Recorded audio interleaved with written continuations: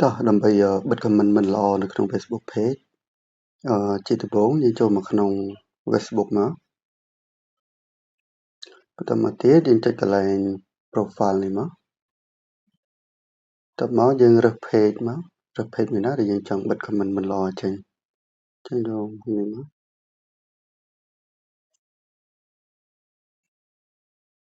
អូខេបន្តមកទៀតយើងចុចកន្លែង trace 3នេះមកអូខេចុចកន្លែង profile នេះទៀតមកអូខេបន្តមកទៀតយើងចុចកន្លែង professional dashboard នេះមកអូខេដល់កន្លែងនេះហើយយើងចុចកន្លែងសញ្ញា search ខាងលើនេះមកឬក៏សញ្ញាស្វែងរកណាអូខេតមកទៀតយើងចុចសរសេរពាក្យថា model នេះយើងវាយទៅប៉ុណ្្នឹងមកយើងឃើញណា moderation assist ចុចលើវាមក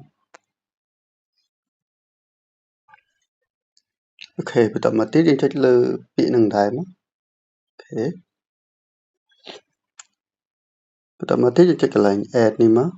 ពាក្យ add នេះស្នាមដៃតមកយើងអូសមកក្រោមមកហើយយើងរកពាក្យថា keyword in comment ចឹងចុចលើវាមកដើម្បីយើង add keyword ណាមិនល្អចូលអញ្ចឹងណា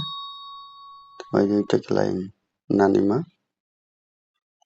អូខេតមកយើងវាយពាក្យណាដែលយើងមិនចង់ឲ្យគេ comment នៅក្នុងវីដេអូរបស់យើង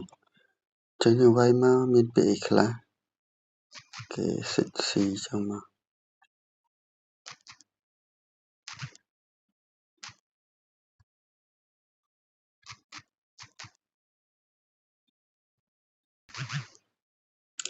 អូខេខ្ញុំដាក់តែប៉ុណ្្នឹងឯងហើយបើបងប្អូនមានពាក្យណាក្រក់ដែលយើងមិនចង់ឲ្យ comment ចូលក្នុងវីដេអូរបស់យើងសរសេរមកសរសេរកន្លែងហ្នឹង add ទៅបានច្រើនមកពាក្យណាដែលយើងមិនចង់ឲ្យគេឃើញចឹងយើងសូម add តែពីរហ្នឹងសិន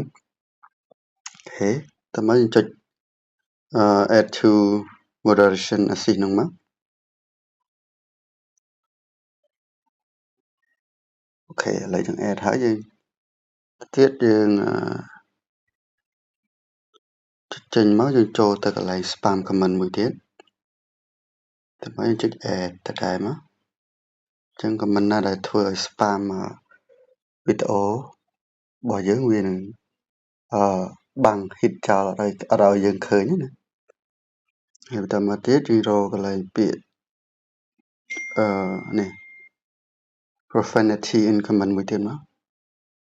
ចឹងកន្លែងហ្នឹងគឺកន្លែងបិទដូចគ្នាបិទពាក្យអាក្រក់ដូចគ្នាចឹងពាក្យណាដែលcomment មកវាខុសពីគោលការណ៍របស់ Facebook page ណាវាចង់ឲ្យឃើញវានឹងអូតូ hit ដល់ខ្លួនឯង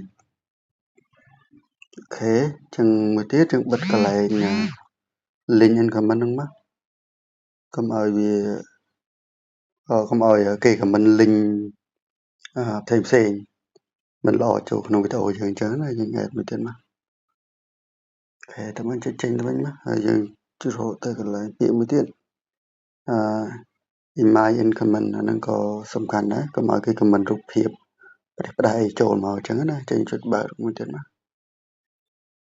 អូខេអញ្ចឹងវីដេអូយើងមានតែប៉ុណ្្នឹងឯងអរគុណសម្រាប់ការតាមដានជួបគ្នានៅវីដេអូក្រោយ